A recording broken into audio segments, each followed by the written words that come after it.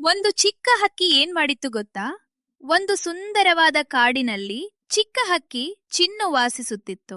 ಚಿನ್ನು ತುಂಬಾ ಚಿಕ್ಕದು, ಆದರೆ ಅದರ ಹೃದಯ ತುಂಬಾ ದೊಡ್ಡದು. ಒಂದು ದಿನ ಭಾರೀ ಗಾಳಿ ಮತ್ತು ಮಳೆ ಆರಂಭವಾಯಿತು. ಮರಗಳು ಜೋರಾಗಿ ಆಡುತ್ತಿವೆ, ಗಾಳಿ ಗರ್ಜಿಸುತ್ತಿತ್ತು. ಚಿನ್ನು ತನ್ನ ಗೂಡಿನಲ್ಲಿ ನಡುಗುತ್ತಿತ್ತು. ನಾನು ತುಂಬಾ ಚಿಕ್ಕದು, ನಾನು ಏನು ಮಾಡ್ಲಿ ಎಂದು ಭಯಪಟ್ಟುಕೊಂಡಿತ್ತು. ಅದೇ ಸಮಯದಲ್ಲಿ ಕೆಳಗೆ ಒಂದು ಚಿಕ್ಕ ಮೊಲ ಮಳೆಯಲ್ಲಿ ಸಿಕ್ಕಿಕೊಂಡಿತ್ತು. ಅದು ತುಂಬಾ ಹೆದರಿಕೊಂಡಿತ್ತು ಮತ್ತು ಸಹಾಯಕ್ಕಾಗಿ ಅಳುತ್ತಿತ್ತು. ಚಿನ್ನು ಅದನ್ನು ನೋಡಿತು. ಅದಕ್ಕೆ ತುಂಬಾ ಭಯ ಇದ್ದರೂ ನಾನು ಸಹಾಯ ಮಾಡಬೇಕು ಎಂದು ತೀರ್ಮಾನಿಸಿತು. ಚಿನ್ನು ತನ್ನ ಗೂಡಿನಿಂದ ಹೊರಗೆ ಹಾರಿ ಗಾಳಿಯನ್ನು ಎದುರಿಸಿತು. ಅದು ನಿಧಾನವಾಗಿ ಕೆಳಗೆ ಇಳಿದು ಮೊಲದ ಬಳಿ ಹೋಗಿತ್ತು. ನನ್ನ ಜೊತೆ ಬಾ, ನಾನು ನಿನ್ನನ್ನು ಸುರಕ್ಷಿತ ಸ್ಥಳಕ್ಕೆ ಕರೆದೊಯ್ಯುತ್ತೇನೆ ಎಂದು ಚಿನ್ನು ಹೇಳಿತು. ಚಿನ್ನು ಮೊಲವನ್ನು ಒಂದು ದೊಡ್ಡ ಮರದ ಕೆಳಗೆ ಕರೆದುಕೊಂಡು ಹೋಯಿತು.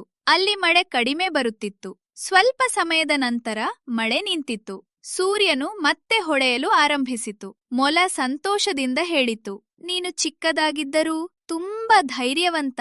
ಚಿನ್ನು ನಗಿತು. ಅದಕ್ಕೆ ಗೊತ್ತಾಯಿತು, ಧೈರ್ಯವು ದೇಹದ ಗಾತ್ರದಿಂದ ಅಲ್ಲ, ಹೃದಯದಿಂದ ಬರುತ್ತದೆ. ನಾವು ಚಿಕ್ಕವರಾಗಿದ್ದರೂ ಧೈರ್ಯ ಮತ್ತು ಒಳ್ಳೆಯ ಮನಸ್ಸು ಇದ್ದರೆ ನಾವು ದೊಡ್ಡ ಕೆಲಸಗಳನ್ನು ಮಾಡಬಹುದು.